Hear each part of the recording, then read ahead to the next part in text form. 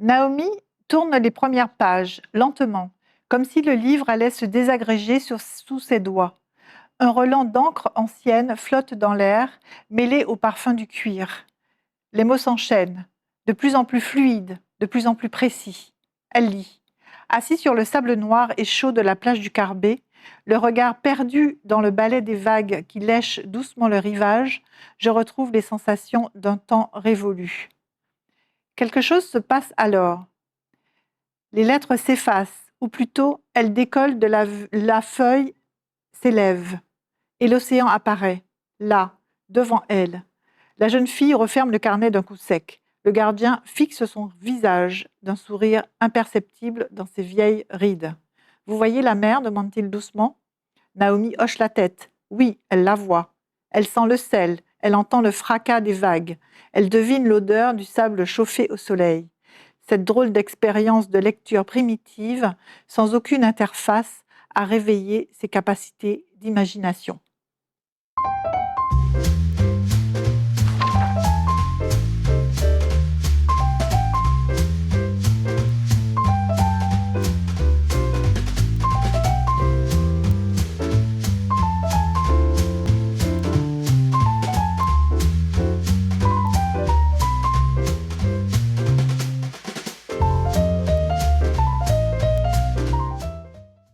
Bienvenue dans notre émission Au gré des pages. Chaque livre est une rencontre avec une histoire, une idée, une époque, et surtout une rencontre avec un auteur. Aujourd'hui, le livre et l'auteur que nous allons rencontrer s'attachent à nous rappeler ce que nous avons oublié. Oublié de regarder, oublié de ressentir, oublié de vivre. Comme si, à force de tout accélérer, nous avions perdu quelque chose d'essentiel. Dans un monde où les écrans occupent chaque instant, où les algorithmes orientent nos choix, où nos émotions deviennent des données à analyser, l'auteur nous invite à réfléchir sur ce qui reste de ce que nous étions avant. Avant l'instantanéité permanente, avant les vies filtrées par les écrans, avant que le temps ne devienne une donnée parmi d'autres. C'est cette invitation que nous propose Emmanuelle de Rênal dans son nouveau roman « L'écho d'avant », publié aux éditions L'Harmattan. Emmanuelle, bonjour. Bonjour Claire. Bienvenue dans notre émission. Merci de votre accueil. Ravie de vous recevoir à nouveau au gré des pages. Aujourd'hui, on va parler de votre 11e roman. Un roman que vous avez publié en moins de 6 ans. Oui, absolument. Oui, c'est le 11e livre que je publie sur cette séquence de temps, donc 6 ans, donc à peu près 2 livres par an. Cette production est impressionnante et j'ai envie de vous demander d'où vous vient cette inspiration quasi permanente. Mais je pense que j'ai toujours été curieux de mon environnement. Bon, je pratique un métier aussi qui m'oblige à la curiosité. Je suis publicitaire, donc c'est important d'observer, de noter, de reformuler les choses. Et donc j'ai grandi avec cette obsession de la restitution. Et puis quand j'ai commencé à écrire pour rendre public mes écrits, ça a développé sans doute un nouvel intérêt, un nouveau goût chez moi. Et depuis, j'écris chaque fois que j'ai une minute à moi, je l'emploie à écrire. Alors, j'ai envie de vous demander, est-ce que vous écrivez pour comprendre le monde, pour lui résister ou pour laisser une trace qui sera conservée par le gardien du temps ? Peut-être un peu les trois, après tout. Quelle est la raison pour laquelle on écrit ? Ça, c'est une vaste question. J'écris d'abord parce que j'aime ça. Et puis j'ai envie peut-être de partager ce que je ressens, de partager mes observations. Et puis peut-être aussi, alors le plus humblement possible, essayer d'éveiller quelques débats, quelques sujets qui méritent et bien qu'on en débatte. Et en particulier, ce livre, L'écho d'avant, est de cela. Absolument. Donc sur ce livre, comme je le disais en introduction, vous évoquez un monde qui semble déjà lointain.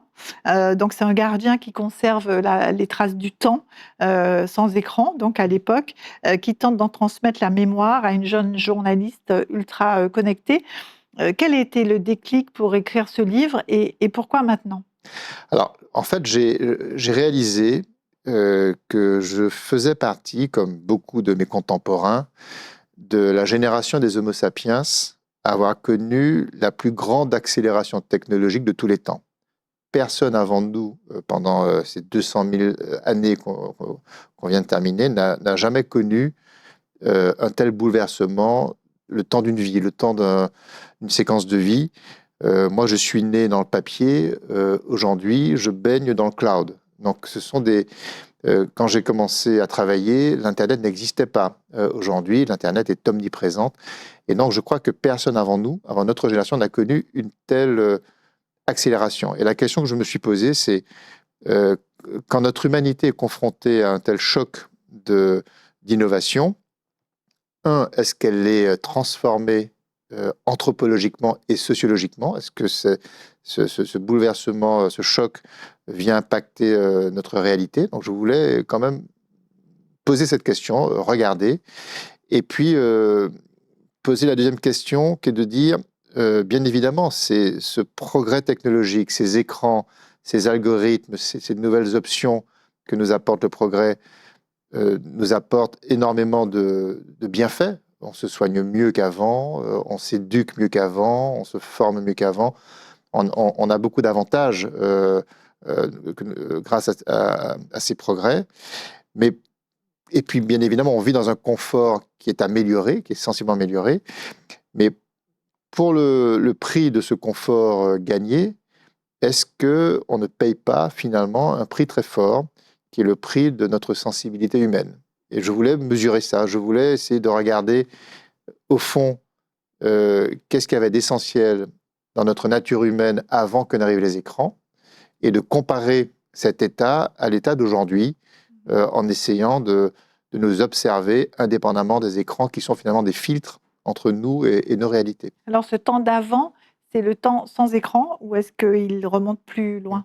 Alors, c'est le temps sans écran. Très clairement, c'est le temps où on était en lien direct avec notre environnement, sans aucun filtre. Aujourd'hui, je constate que par notre smartphone, par nos lunettes connectées, par nos montres connectées, par nos artefacts qui s'accumulent sur nous, en nous, dans nos vies quotidiennes, on a une relation au monde qui passe par le filtre d'un instrument. Aujourd'hui, on voyage grâce à un GPS. Aujourd'hui, on fait des rencontres amoureuses grâce à des applications qui sont dédiées à ça.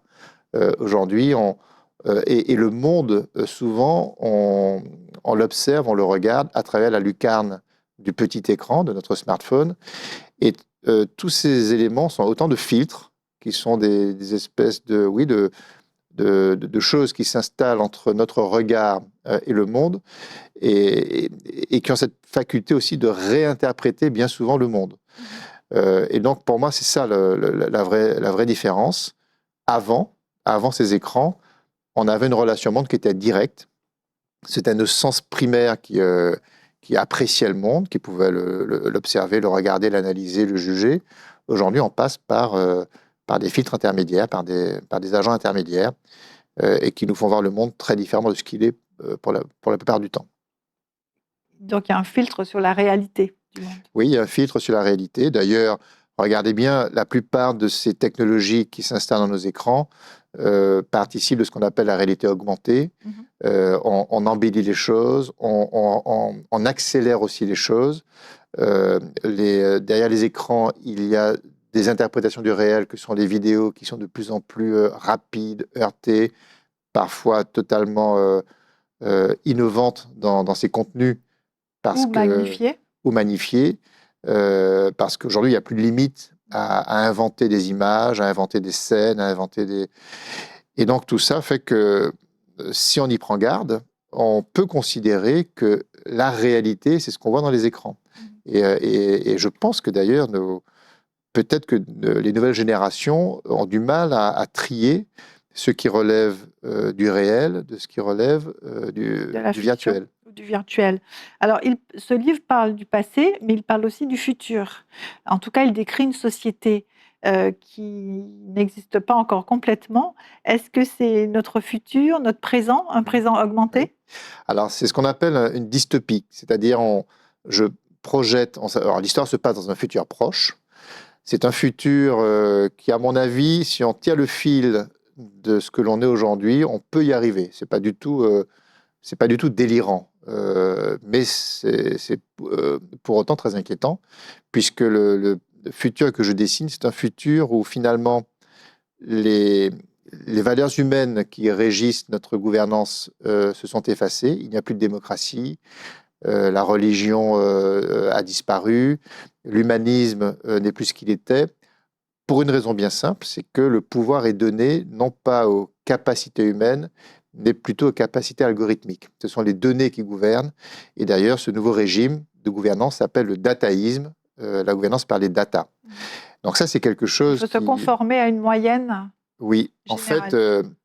alors, pour illustrer l'histoire, j'introduis dans le récit un cataclysme Mhm. qui s'appelle le cataclysme de Yokohama. Bon, ça, c'est la licence romanesque qui m'autorise à placer le cataclysme à cet endroit, mais qui est en fait un cataclysme nucléaire qui est provoqué par l'ego démesuré de deux présidents d'État suffisamment fous pour que l'un d'eux appuie sur le bouton. Et donc, ce cataclysme, c'est le symbole d'une prise de conscience malheureuse que finalement, si on laisse le monde entre les mains des décisions humaines, eh bien, on peut aller à notre perte. Ça veut dire, à un moment donné, l'homme n'est plus digne de confiance pour nous assurer notre sécurité.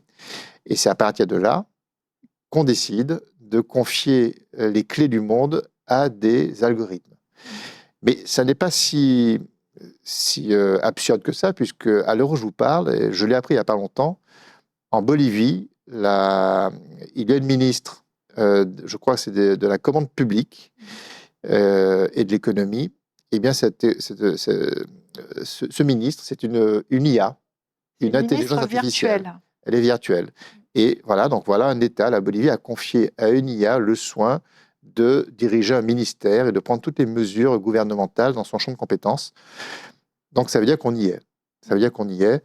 Et puis la deuxième chose que je projette dans ce futur dystopique, comme nous sommes interfacés, nous avons plein d'écrans, nous avons plein d'objets qui nous font regarder le monde et donc qui fabriquent des données qui sont enregistrées et qui alimentent un grand cloud. Eh bien, chacun de nous bénéficie, ou plutôt souffre, d'une note sociale qui est déterminée en fonction de nos comportements. Et ça existe aussi. Vous allez en Chine. Aujourd'hui, les Chinois disposent chacun d'une note sociale. Alors, quand elle est positive, Ça leur donne des ça droits. leur donne des droits, et quand elle est négative, ça leur interdit l'accès à certains services. Et donc, ils peuvent voyager ou pas selon la manière dont ils se comportent et selon la manière dont les algorithmes observent ces comportements. Vous pensez que c'est à nos portes, donc ce Je monde. pense que c'est très à nos portes, parce qu'en réalité, d'abord, vous savez comment ça se passe, hein, c'est un peu la grenouille dans une casserole d'eau chaude qui tranquillement se réchauffe, et donc, dans un premier temps, c'est plutôt confortable, puisque l'eau est tiède.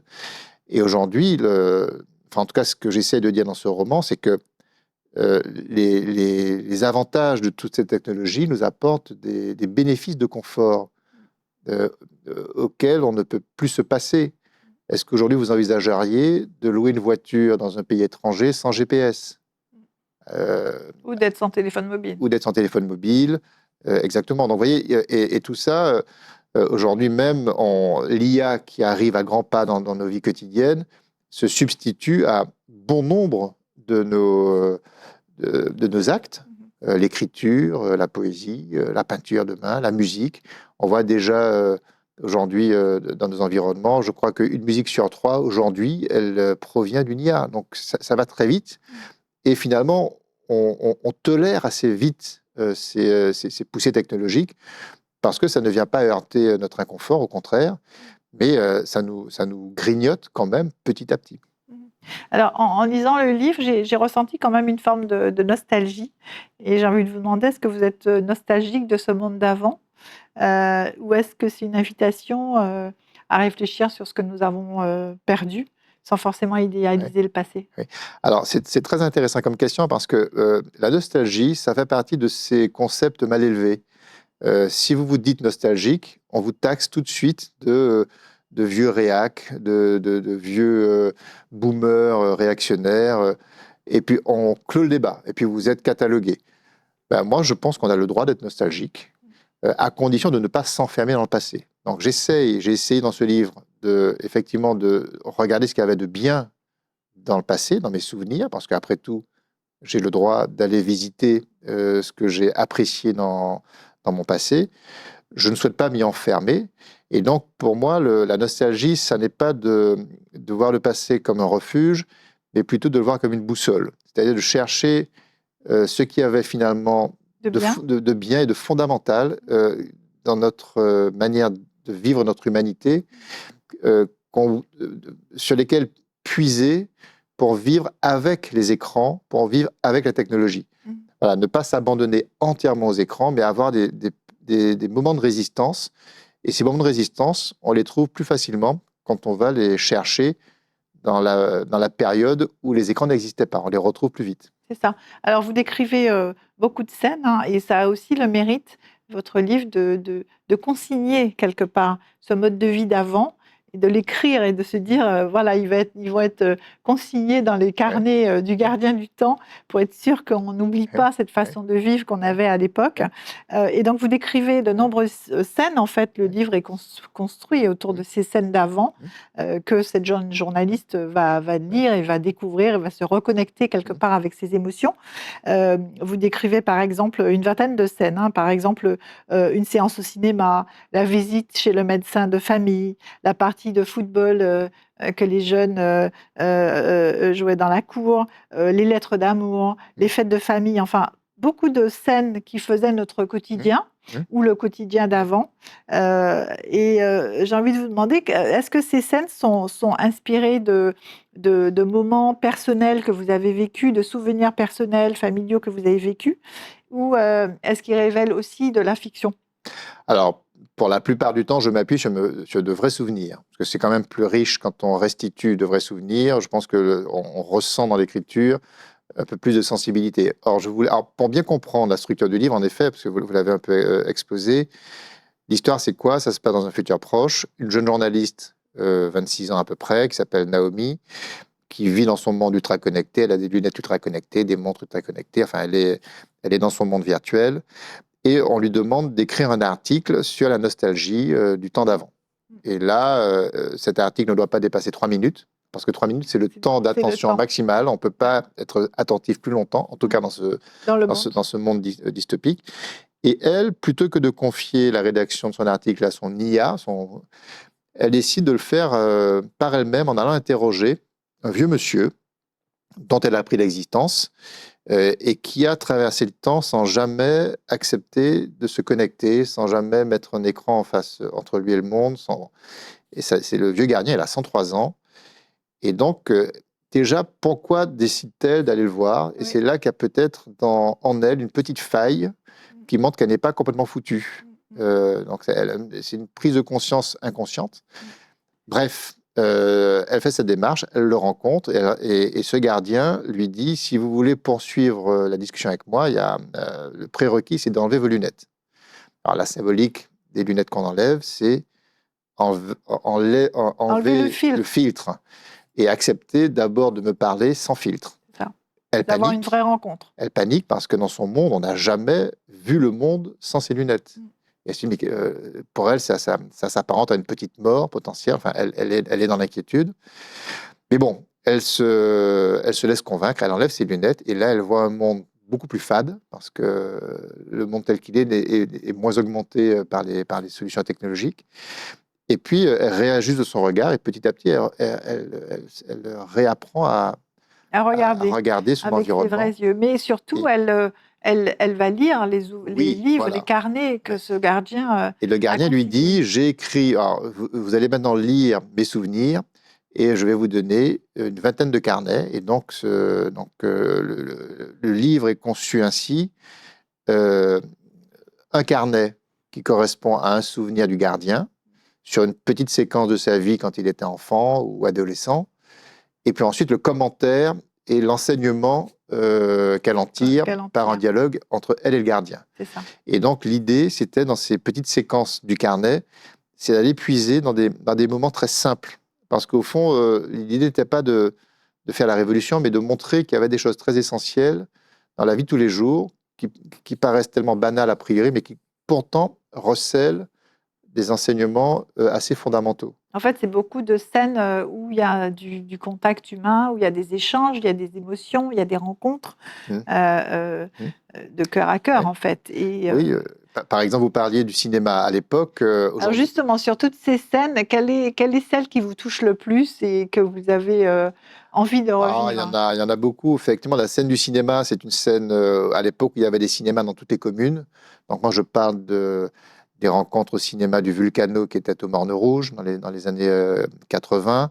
Et quand on allait au cinéma le dimanche après la messe, d'abord, toute la population se retrouvait au cinéma. C'était toujours les mêmes films, des films de cow-boys, Trinita ou des films de karaté, etc.